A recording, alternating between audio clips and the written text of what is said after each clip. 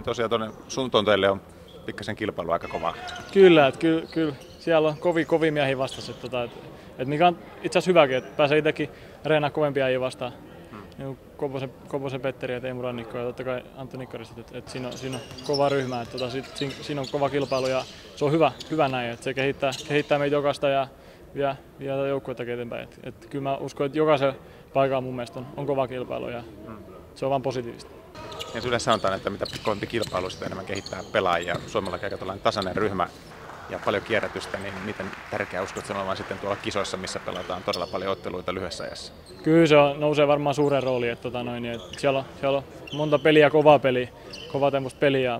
Meidän pelityyli on kuitenkin semmoinen, että juostaan ja heitetään ja ollaan aggressiivisia koko kentällä 40 minuuttia koittaa olla. Mitä enemmän pelaajia, ketä kierrättää, niin se totta kai auttaa pitkässä juoksussa. Että se on todella iso asia.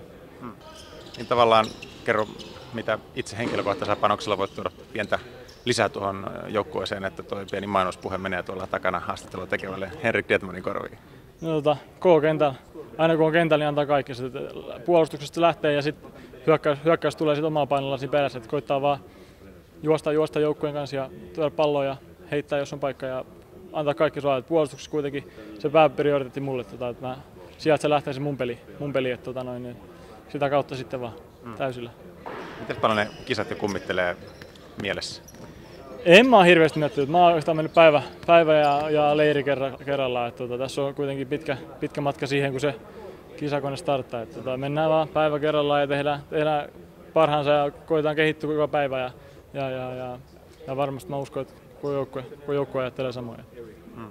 Jos ajatellaan noita alkulohkon vastustajia, mitkä ovat ehkä ne Suomen vahvuudet ja mitä asioita pitää erityisesti painottaa, että siitä mennään sitten jatkoon?